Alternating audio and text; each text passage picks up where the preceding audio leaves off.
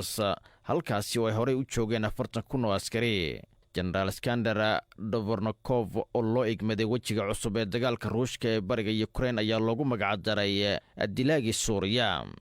goorsii horeysa madaxweynaha Ukraine Volodymyr Zelensky ayaa sheegay in go'doominta Ruushka ee magaalada Mariupol ay burburisay magaalada ayna u badan tahay inay ku dhinteen 10,000 oo qof. Ra'iisul wasaaraha Ukraine ayaa dhankeeda sheegtay in dad gaaraya 4,300 oo qof laga daadgurayay magaalooyinka go'doonsan Isniintii iyadoo weli dagaal uu ka socdo qaybo badan oo ka mid ah bariga Ukraine. xukuumadda Ukraine ayaa sidoo kale sheegtay inay baarayaan kiisaska haween ay kufsadeen ciidamada Ruushka ee soo duulay. wariye ka tirsan BBC-da ayaa la kulmay qaar ka mid ah marqaatiyo hordhaca waxa uuna helay cadeymo muujinaya in haween Ukraine u dhashay ay kufsadeen askarta Ruushka ee soo duushay. aqalka Kremlin-ka ee lagu arrimiyay dalkaasi Ruushka ayaa dhankooda beeniyay in ciidamadooda ay galeen dambiyada lagu eedeeyay.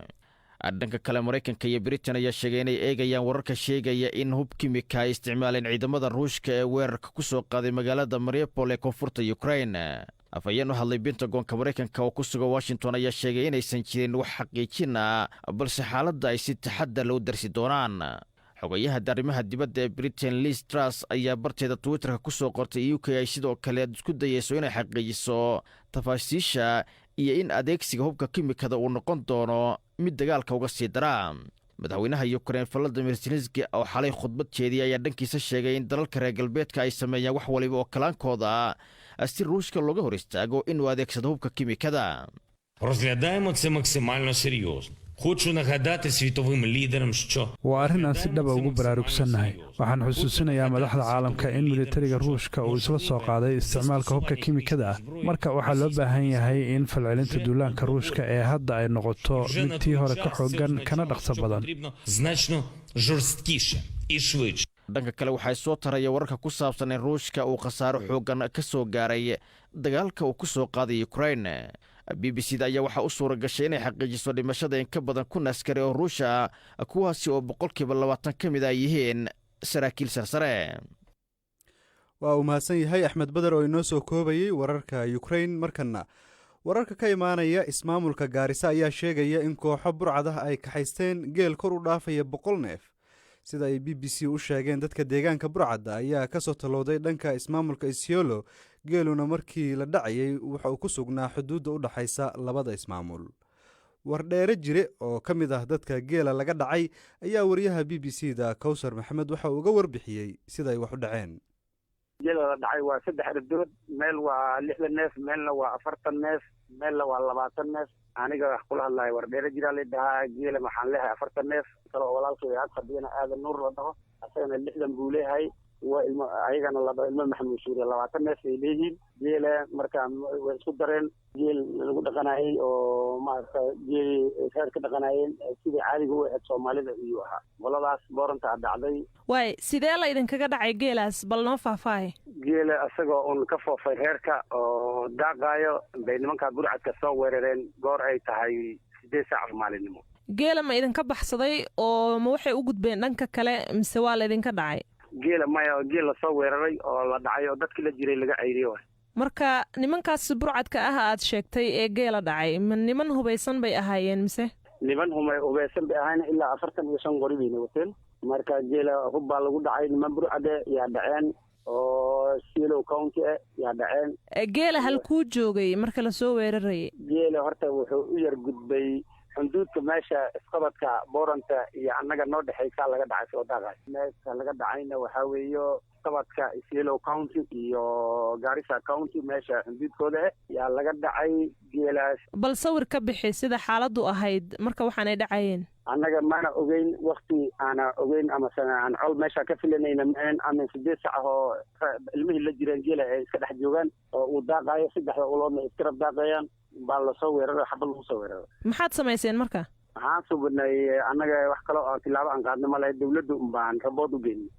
dhaqaaq kale lama soo bineen kuwii la jireen markii geela laga cayriyo ay ka baxeen kor bay maartay ka fiirinayeen meesha uu raadkiisa maray iyo meesha sidii loo qaaday bay noo soo sheegeen. muxuu salka ku hayaa geelan la idinka dhacay. wuxuu salka ku hayaa nin qori xaraan wato oo aan allana ka cabsanaynin baa dhacay oo geel aan ku geebanay oo meel daaqayo hadduu arko ama daani. kolleyto daaqaas dhib la-aan kama jirin laakiin hadda wax isku dhacyo oo inta hadda ka hor jira ma lahayn. waxaad ii sheegtay in 120 neef oo geela ay hadda maqan yihiin. arrintan ma kala hadasheen mas-uuliyiinta deegaanka labada dhinac si geelaas idinka maqan aad u heshaan? haa waan ka wada hadalnay annaga maxaa weeye waxaan hoos joognaa dhanka Garissa County waa nahay haddaan kuwa annaga aan u genay dacwada geela aan geysanay ama aan ka cabanay ayagana waxay dhaheen waxaan warka gaarsiinay dhanka kale ee Silo County aan jiraanka nahay. maxaa jawaab ah oo aad marka ka hesheen? Sida county-gana markaan raboodka aan u genay in wax laga dhacay malaha uu naga hor imaado wax tilaabo ay noo qabteen ama ay noo qaadeen ma leh.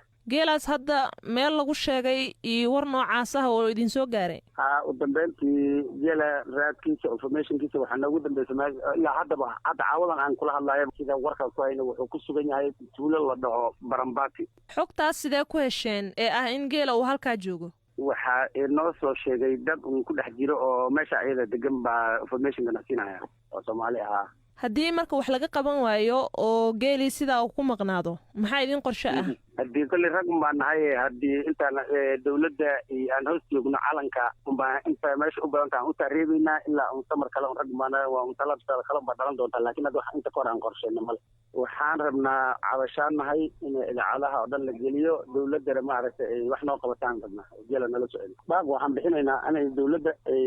awoodeeda saarto oo burcadda geela nalooga soo dhiciyo oo ciyaalkii lahaa iyo dad masaakiinkii ku nooleed loo soo celiyaan annaga cabasho ka nahay. marka waxaan rabnaa kan inuu kuwii hore noqonin sidoodii inay naloo soo celiyaan cabasho ka nahay oo naloo gaarsiiyo meel walba oo idaacadaha oo dhan la gaarsiiyaan cabasho ka nahay. kaasi wuxuu ahaa wardheere jire oo jooga ismaamulka Garissa oo ka mid ah dadka laga dhacay 100 neef oo geela. waxa uu waramayay wariyaha BBC-da Kawsar Maxamed. BBC waxaad ka heli kartaa wararkii ugu dambeeyay ee Soomaaliya iyo caalamka oo dhan maalin walba. markana Congo hay-adda laanqeyrta cas ayaa sheegtay in 30 qof ay ku dhinteen dagaal socday 2 maalin oo ka dhacay bariga Jamhuuriyadda Dimuqraadiga ah ee Congo kaas oo u dhaxeeyay rag hubaysan. arrintan ayaa waxa ay ka dhacday gobolka Ituri oo xuduud la leh gobolka kale ee waqooyiga xiga ee Kivu. labada gobol ayaa hadda waxay ku jiraan xaalad rasmi ah waa xaalad adag oo rasmi ah kadib markii ay hareereysay dawladdu si ay u joojiso dagaalada dhexmaray raggan hubaysan. Will Ross ayaa warbixintan goonka waxa ka soo diray waxaa soo jeedinaya Axmed Bader. weeraradan ayaa waxaa la rumaysan yahay inay fuliyeen jabhadda lagu magacaabo Allied Democratic Front ADF. dadkan ayaa loo laayay si arxan darro ah waxaana meedkooda la helay iyaga oo laysku xirxiray islamarkaana qoorta laga gooyay. weerarkan ayaa waxaa sidoo kale lagu gubay guryo halka hanti kalena lagu dhacay. bishii December ayaa ahayd markii in ka badan 1,000 askari oo ka socda dowladda Uganda ay u tallaabeen xadka dalkaasi Congo taasi oo lagu gal lahaa in halkaasi laga fuliyo howlgal wada jir ah oo lagu bartilmaameysanayo mid ka mid ah kooxaha fallaagada ah ee halkaasi ka geysta dilalka ugu badan. iyadoo ay arrintaasi jirto islamarkaana militariga ay sheegeen in horumarro ay ka sameeyeen howlgalladooda ayaa haddana jabhadda ADF waxa ay sii wadaan in ay qaadaan weeraro joogto ah oo ka dhan ah bulshada rayidka ee nugul. gobolka ay dariska yihiin ee waqooyiga Kivu koox kale oo fallaaga oo lagu magacaabo M23 ayaa dhowaan dib u bilaabay weeraro iyaga oo la wareegay tuulooyin taasi oo sii kordhisay qalaaladaha ammaan ee ka taagan dalka Congo. bariga dalkaasi Jamhuuriyadda Dimuqraadiga ee Congo ayaa waxa uu ka mid yahay meelaha ugu colaadda badan dalkaasi islamarkaana waxaa ka howlgala jabhado badan. aad buu mahadsan yahay Axmed Bader oo warbixintaasi noo soo jeedinayay markana magaalada Hargeysa. marka laga yimaado saameynta guud ee dhaqaale ee ka dhalatay kumanaan qoys ayuu noloshooda saameyn ku yeeshay dabkii ka kacay suuqa magaalada Hargeysa. kuwa ugu daran dadkaasi waa 100 qoys oo markii horeba danyar ahaa oo suuqa kala soo bixi jiray waxa ay cunaan ama nolol maalmeedkooda. hooyooyinka lahaa ganacsiyada yaryar ayaa noloshoodii cakrintay haatan sida la sheegayo sida uu ku soo warramayo wariyaha BBC-da ee magaalada Hargeysa Sidiiq Burmad. bismillaahi raxmaani raxiim. hooyada magaceedu waa Nimco Xuseen. waxaan kula dhex kulmay bartamaha suuqii gubtay ee waaheen magaalada Hargeysa iyadoo soo eegaysa goobtii ay ku ganacsan jirtay. kolba shay madoobaadee ayay rogrogaysaa. waxay naawilaysaa inay ka dhaxasho mihradeedii wax qiimo leh oo dabka ka badbaaday. way baadhay wayse ku hunguuday. shay ugama badbaadin hantideedii. debaraadda nolosha carruurteedii oo dhowr iyo 10 ahayna way sugaysaa. waxaan u raacay dhanka hooyigeeda oo dhowr kiiloomitir u jira suuqa magaalada Hargeysa. noloshii qoyskeeda ayaa mar kaliya dhulka gashay oo durba waxaa ku gadaaman duruufo dhaqaale oo ay ka dabaalan kari laayihiin. maxaan ku dhaday dhowr iyo 10 carruur ayaan maxaan ku dhaday intii aan ku dhalay oo aan ku korinayay oo maxaan ku dhaday qaar xanuunsanayay qaar caafimaad qaba abale oo maxaan ku dhaday iskuuladooda aan ka bixinayay madarasadahoodii malcaamadaha quraanka aan ka bixinayay alaankana qaar boodhan iigu jiraan oo bishii la iga qaadaa maxaan ku dhaday dhowr iyo $50 la iga qaadaa oo ay igu jiraan boodhanno xalay ugu dambeysay la igu lahaa lacagtoodii soo dir. goobtii aad ka ganacsan jirtay waad soo eegtay wax faa'iido laho ka nool ma ka heshay? meeshaydi baan soo eegay waxaan ugu tagay laba kafadood oo gubtay oo kaliya wax alla wixii kale way isku wada dhalaaleen waana isku wada gubteen de hawshan inta leeg baan ugu dhacday imankana magaalada way nagu soo wada balaartay waxaan ka qabanaba garanayno alxamdulillaah wixii ilaahay keeno markii hore ilaahay baa na siiyay. marka imika maxaa idin qorshaa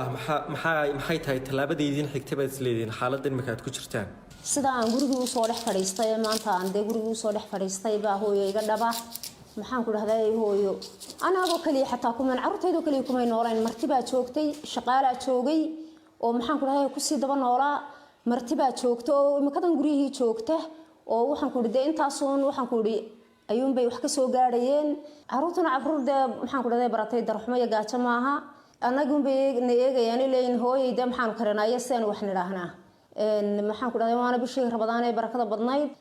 hawsheeda iyo afurkeeda iyo maxaan ku dhahday de nidaamkeeda la iska wada garanayo weeyaan de maxaan kaaga warramay hooyo adigu baa indhahaga de wax ku arkaysaa oo idinkuba waa la socotaan hawsha maxaan ku dhahday meesha ka dhacday anigana haddaad iga wareysatay saas uma de maharadan ku hagaaga ma garanayo meel kale ku hagaagana ma garanayo hanti kale wax ku soo qabsado oo maaragtay aan wax ku soo iibsado nimka ku nadaamsado cusub oo hawl ku garana ma hayo marka waxay noqoteen de inay carruurtuna ka mid noqdaan carruurtuna dhex fadhiisto. nimca waxay tusaale u tahay boqolaal dumar ah oo suuqa nolol maalmeedkooda kala soo bixi jiray. boqolaalkaasi waxa weeye kuwa meheradaha hortooda ama jidadka hortoodaba ku ganacsan jiray ee iibin jiray badeecadaha yaryar ee aan qiimaha badanba ku fadhiyin. wariyaaye kaale maanta iskuulkii ma tagtay adigu maxay u tagi weyday?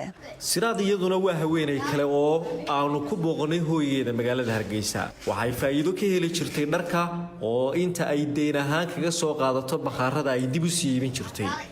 anagu wax beelay walba dadka duba taagneen waxana ka daran wax beelkeen wax beelay dadkii bilaadanka hada $7,000 iyo waliba waxa ayaan ka soo qaatay bilaadan bas kala ma tahay dacrutina wax barashayga doonaysa iskuulkii maxad ay leeyahay de waxaan ku leeyahay masaariifay de waxaan ku nimcada san miskiga jiraa suuqaas intii ma meesha gubatay suuqaas wax walba ayaan u baxaawno waa iska soo noqdaa waan tagaa waa soo noqdaa de imika meel aan fooftaga ma hayo wixii bas soo qabtay soo gubtay كان أمينة ما تشرو إلى عقولي فرمضان دين لقولي يهي معيشة دي أو سيقة ليودي هنتدودي أو هالميل كود جوبتي أنت ساكو ولا كولانتي ويسك سو كمان طوران إن شاء الله صديق محمد برمد BBC هرجيسة.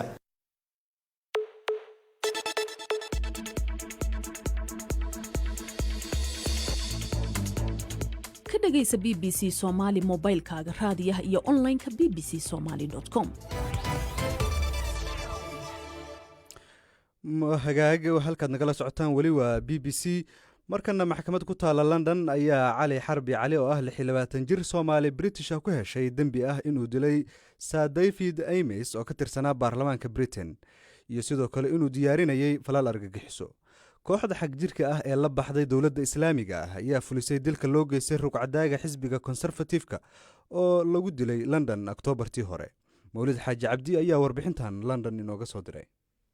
aad iyo aad baad u mahadsan tahay garsoorayaasha maxkamadda Old Bailey ee magaalada London waxay ku qaadatay 18 daqiiqo oo kaliya in ay ku soo ogaan Cali Xarbi Cali dil iyo inuu diyaarinayay fal argagixisnimo. wiilkan 26 jirka ah oo ku dhashay magaalada London asal ahaan wuxuu ka soo jeedaa Soomaaliya waxaana uu deganaa degmada Kentish Town ee dhacda waqooyiga magaalada London. isagoo waa uu beeninayaa eedeymaha lagu soo oogay laakiin waxa uu sheeganayaa in uu u beegsaday xildhibaanka kadib markii xildhibaanku uu codeeyay weeraradii duqaynta hayda lagu qaaday waddanka Suuriya. qoyska xildhibaanka la dilay Sir David Ames waxay ku sugnaayeen maxkamadda waxaana ay fadhiyeen meel wax yar u jirta meeshii uu fadhiyay Cali Xarbi Cali. cali isagu ma uusan soo istaagin goobtii maxkamadda sababtoo ah wuxuu taasi ku macniyey arrimo diimeed xildhibaanka sir david ames ee 69 jirka ah oo la dilay 15 bishii Oktoobar ee sanadkii hore waxaa la sheegay in ilaa 20 mar midi lagu dhuftay isagoo ku sugnaa xarunta uu dadka ku qaabilo ee ku taala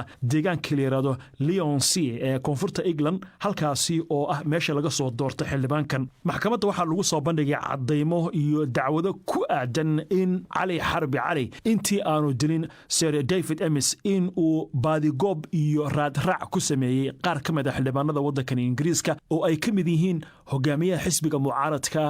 xildhibaan Keir Starmer iyo weliba Michael Gove oo golaha wasiirada ka tirsan waxaa la sheegay in uu gaaf wareegi jiray xarunta baarlamaanka halkaasi oo uu ka baadigoobi jiray xildhibaanada baarlamaanka qaarkood wiilkan oo ahaa arday mustaqbal leh waxaa la sheegay in uu baranayay culunta caafimaadka laakiin sanadka 2014 ayuu iskaga haray waxbarashada kadib markii uu internetka ka helay macluumaadka iyo propagandada kooxda IS waxaana la leeyahay waa meesha laga duufsaday oo arintan ku dhiirigelisay inuu sameeyo maalinta Arbacada ee bariya ayaa lagu dhawaaqi doonaa xukunka uu mudan doono cali xarbi cali kaas wuxuu ahaa Mawlid Xaaji Cabdi oo inala socodsiinayay warbixintii ku saabsanayd cali xarbi cali oo ah Soomaali British lagu helay dambi ah inuu dilay xildhibaan Ingiriis ah markana South Africa magaalooyinka dalka Koonfur Afrika ayaa waxaa ka socda howlgallo lagu beegsanayo dadka ajaanibta ah oo ciidamada dawladdu ay ku weydiinayaan sharciyada ay dalkaas ku joogaan iyo sidoo kale kuwa ay ku furteen goobahooda ganacsiga arrintan ayaa walwal ku abuurtay dadka ajaanibta ah oo Soomaalidu ay ka mid tahay waxaana hadda jira dad la qabqabtay iyo goobo la xiray kuwaas oo loo cuskaday sharci la'aan haddaba maxamed cumar talyaani oo ka mid ah Soomaalida ku nool Johannesburg ayaa howlgallada socda iyo saameyntooda uga warramay wariyaha BBC-da Xasan Sheekh Cumar xasan waxaad ogtihiin in madaxweynihii dalka uu hadlay dhibaatada lagu hayo ajaanibta dalkan Koonfur Afrika ku sugan wadamada iyadoo la kala soo ceelin foreigners-ka ama ajaanibta loogu magac daray xaqiiqdiina dhibaatada mar walba loo geysto waa mid cad adduunkana uu ka hadlay in badan oo ah in dil iyo dhac iyo boob intaba la iskugu daro mana jirto tilaabooyin markii laga reebo jaaliyadaha oo isku tagay markii laga reebo codsiyadooda iyo mudaharaadyada iyo baaqyada ay dirayaan cid dawladda ah oo wax ka qabata arrintaa guud ahaanba waxaa tidhi madaxweynuhu uu ka hadlay arrintan muxuu sheegay madaxweynaha wuxuu sheegay in dhibaatada ajaanibta lagu hayo laga daayo in aan lagu xadgudbin dadka waddankan ku sugan intaba laakiin wuxuu raaciyay in dawladda shaqadeeda ay qabsato markay dawladda shaqadeeda ay qabsato u dhahayeen waxay ahayd un dadka sharciyada aan lahayn iyo dukaamada aan sharciyada lahayn in dawladdu ay tilaabo ka qaado dawladdu shaqadeeda ha qabsato baaqeedu ma ahayn in ajaanibta dhibaatada lagu hayo ee ciidamada dawladda tilaabo ka qaadaan sidaas awgeed marka madaxweynaha wuxuu ka hadlay waxaa waa un shuruucda dalkan in loo hoggaansamo dawladdana ay shaqadeeda qabsato ajaanibtana dhibka laga daayo carabka ayuu ku dhufto hadda marka dhibaatooyinka socda ee lagu hayo dadka ajaanibta ee aad noo sheegi karto maxay yihiin kow niyo si toos ah waddanka waxaa ka jira siyaasado doorashadii lookalka hadda laga soo baxay tii guud ayaa dhiman xisbiyo siyaasadeed oo ku soo gala ayaa jira fooranka dalka ayaan ka saaraynaa shaqooyinkii ayaan soo celinaynaa South Africaanka laga qaatay intaba ayay ku soo howlgelayaan xisbiyadii taageerayaashooda si ay u helaan guryo bilaash ama koronto bilaash ah ayay dhibaatooyin toos ah oo iskugu jira dil iyo dhac iyo boob ayay u geysanayaan hantidoodana si bareera u qaadanayaan ayagoo isku soo abaabulaya koox laakiin muuqaallo baraha bulshada lagu baahiyey waxay muujinayeen ciidamo ka tirsan dawladda oo gelaya xarumo ganacsi oo dadka ajaanibta weydiinaya sharciga ay ku shaqeeyaan arrintaa ciidamadu soo xaq uma lahan dawladdu inay ogaato dadku sharciga ay ku joogaan dalka oo ay ku shaqaynayaan waa waajib waana midaan u hoggaansannahay diyaarna u nahay laakiin dawlad sideedaba waa sharci qofkan inay tarxiishaan xaq ayuu leedahay ganacsiga inay ka xirtaan xaq ayuu leedahay laakiin shakhsigiin hantidiisa si gaara loogu xadgudbo ama jinsiyadiisa lagu xadgudba waayo midaan diidanahay in dawladdu ilaaliso shuruucda iyo constitutionka dalka u yaalla midaan diidanahay maaha ma jiraan marka dad ilaa iyo hadda la qabqabtay oo sharci darro loo qabtay oo ajaanib ah haa way jiraan tiro ajaanib ah oo u xiran ayaa jira sharci darrada iyo tiro ganacsiyo ah oo u xiran sharciga dalka ay u hoggaansami waayeen intaba waxaan ku diidanahay ma aha laakiin qofka sharci darrada ah inay masaafuriyaanna way u furan tahay in hay-addii qaxootiga bixinaysay sharciyada bixinaysa way xiran tahay gebi ahaanba qofka ma haysta meel oo sharci ka doonto temporary warqadii kusugistana ma haysta intaba ganacsigana sidaas si lamid ah ayuu waddanka wuxuu ku jiraa shaqooyinkiisa dhan ayaa gabaabsi ah arrimaha la xiriira covid-19 wax si gaara dadka soomaalida ah ee ganacsatada ah ee koonfur afrika ku dhaqan saamayn ugu yeeshay ma jiraan marka laga soo tago in aad la qabtiin ajaanibta kale ma jirto ajaanibta waxa ay qabaan ayaan la qabnaa Soomaali haddaan nahay markii laga reebo Soomaalidu waqtiyada shaqada ay waqti dheeraada shaqeeyaan markaas ayay la kulmayaan tacadiyada sida dilka iyo kale ay la kulmayaan dhibaato gaar ah laakiin oo Soomaalida ku wajahan oo South African kaga imaanayso ama dawladdu kaga imaanaya intaba ma jiraan marka ma dalkoo dhan ayaa howlgalkan uu ka socdaa mise waa meelo gaar ah si guud madaxweynaha waa u hadlay dalka dhan ayaynu qusaysaa laakiin hadda gobolka Gauteng ayuu ololahaas ka bilowday oo madaxtooyadii dalka ku taala marka laakiin guud ahaan dalka waa la amray marka gobol walba asaa og waqtiga uu ka howlgalayay tilaabada uu qaadi karo wararka qaar waxay sheegayaan in dadka Soomaalida ah ay hadda muujinayaan cabsi iyo walwal guud ahaan dalka Koonfur Afrika maxaa iyaga u gaar ah oo sida ay ugu muujinayaan cabsida laba arrin ayaa cabsida gaarka Soomaalida hees ay tahay kow in dadkii cusbaa oo waddankan soo galay laga bilaabo 2018 wixii ka dambeeyay ma helin sharciyo ay xaq ugu leeyihiin inay dalka ku sugnaadaan taasoo muujinaysa tiro la dhigi karo qayb ahaan Soomaalidu maanta waxay ku dhow yihiin inay sharci darro yihiin dadka sharciga lahaa waddanka way ka baxeen ama wadamo kale ay u wareegeen sidaas awgeed marka culayska ugu badan waxaa waa dadka dukaan walba ama ganacsi walba waxaad ka helaysaa muwaadin Soomaaliyeed oo sharci darro ah oo sharci aan haysan markuu arka ciidankana dhuumasho iyo dhuumaaleysi ku jooga xaafadda marka uu ka shaqeysanayo culayskeena koowaad waa midaas midda labaadne deegaanada fogfog ee tuulooyinka dukaamada noogu yaala ma haystaan sharciyo kaasi wuxuu ahaa maxamed cumar talyaani oo jooga Johannesburg oo wariyaha BBC-da xasan sheekh cumar uga waramayay howlgalladan cusub ee booliska koonfur afrika ay ku bartilmaameedsanayaan dadka ajnabiga ah ee aan sharciyada haysan haddaba qodobkaasi waxaa ra'yigooda ka dhiibtay qaar ka mid a dhegaystayaasheena facebooka waxaa ka mid ah faarax maxamed xirsi oo jooga magaalada gaalkacyo waxa uuna leeyahay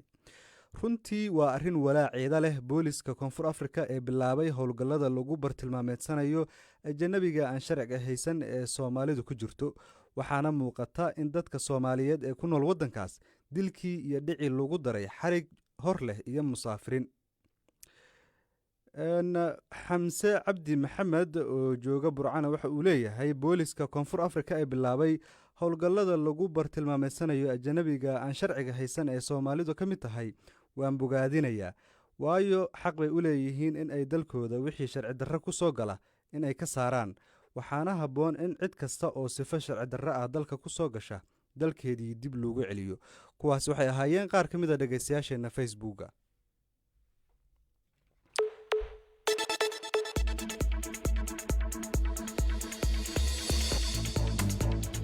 ka dhagaysa BBC Soomaali mobilkaaga raadiyaha iyo online-ka bbcsomali.com markana wararka ciyaaraha aynu ku bilowno UEFA ayaa amartay in Atlantico Madrid xirto qayb ka mid ah garoonkeeda kulanka Arbacada ay la ciyaari doonto Manchester City lugta labaad ee sidii dhamaadka Champions League